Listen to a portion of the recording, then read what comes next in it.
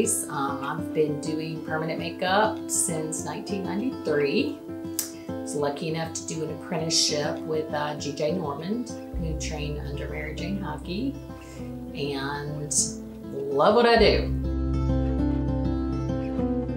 So I specialize in scars and areolas, but I do obviously the traditional cosmetic procedures, eyeliner, brows, and lips. Really like how artistic I can be, more so with the scars and the areolas. It gives me a lot more creativity. So since I work in the plastic surgery field, I get a lot of areola scars, tummy tuck scars. I'm starting to also see a lot of gynecomastia scars from men. So a lot of times it was a weight issue, so they have a scar underneath and then they have a scar around the areola. So I'm starting to see that a lot more now. I also do some work on some cutting scars.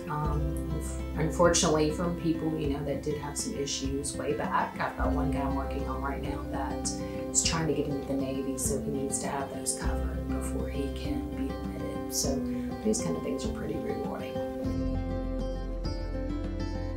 Through the years, I have been following people that go beyond what I've learned with their trends, in particular single needle trends. Like Angie Kwatowski, I went and took a training with her, and most people are like, you've been doing this so long, why do you want to go train? I'm like, it's always something to learn, but I actually had to see how that worked because it's not something I was ever trained in doing. So I do appreciate her. I want to go see Elaine Campaign over in, I hope I said that right, over in England. I think her work is fabulous. And so I usually try to pick at least one person a year that I sort of admire and want to learn a little bit of something new, and I'll go and train with them. So that's sort of my new thing now, the newer techniques that I've been sort of, I wouldn't say against, but I've been leery of trying to bring into my practice. So when I started in the early 90s, permanent makeup was pretty new, and we could not get supplies from anybody but Spalding & Rogers. They're still even in business, I'm not sure. Nobody wanted to sell to us because we didn't have any training, and they thought we were renegades, and we probably were to them, and we probably were. So they're used to apprenticeships, and so we would literally get our pigments in powder form, and we would mix them in blenders with distilled water, glycerin, alcohol, whatnot. We were able to get the traditional Puma machine and needles, but we really had a hard time getting pigment until somebody actually got into the pigment industry for permanent makeup, and I would say that was probably Elizabeth Finch with Dermacolor. So, of course, Mary Jane trained who I trained with, and who also trained my mom. So, of course, we knew about her from the very beginning. And she also changed the world as far as anesthetics go. Just a brilliant mind. I've always had the utmost respect for her and her integrity. She's always got great products out there she's bringing to market.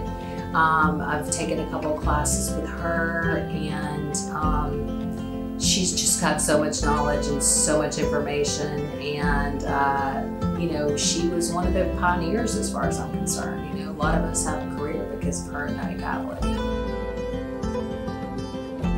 So, I was really skeptical when carbon started coming out in our field, because carbon in the wrong hands can be a disaster. But one thing I have come to realize is it is wonderful for covering up old work, old faded work. So as with anything used properly, it's been a game changer for more vibrant techniques that some people want. Also, aftercare. I think anesthetics we've done pretty well with. There's only so far we can go with anesthetics. I love the After Ink line for brows. And as far as anything else, I would love to see somebody come out with a good sunblock.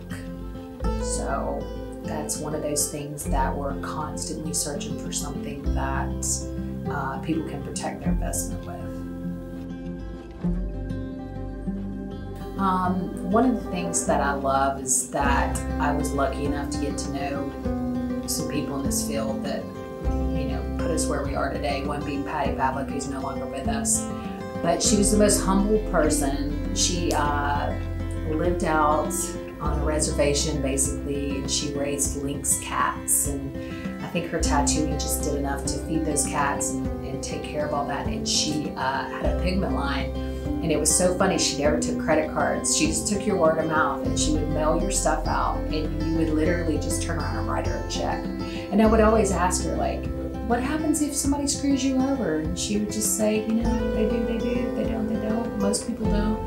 But she was so humble. And then, of course, I loved learning things from Mary Jane, because Mary Jane is just so smart. I remember going to Amsterdam with her and learning all these things that I just never thought of. I thought she was just a tattooer that had gotten into PMU, but she was so much more than that, and just really sort of developed the industry into making things so much easier for us today. So probably a year after I finished my apprenticeship, I went to my first SPCP meeting, and it was out in California. And I got to meet all kinds of people, but I was so green, you know, behind the ears. This would have been probably in '94.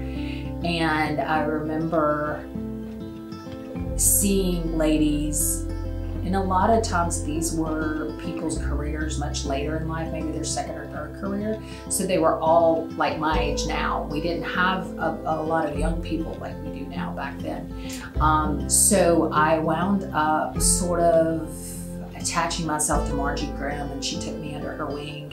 And I'll never forget, she took me to dinner, and she whipped out a $100 bill and paid for dinner, and I was so enamored. And she's still a very decent, dear friend of mine, and she has made leadways above and beyond that I could ever think. But the fact that I have her on speed dial, and I've been able to make and help with laws and try to make this a better field for everybody, is when I knew that I had a community of people. My best friends are all colleagues. Pretty much that has been my life for the past 27 years. And so those are my best friends. They've been with me through weddings and divorces and children's and graduations. You know, it's my life, and that's, you know, when you know that when you leave those people after you've been with them at a conference and you feel remorse and you're sort of sad, then you know that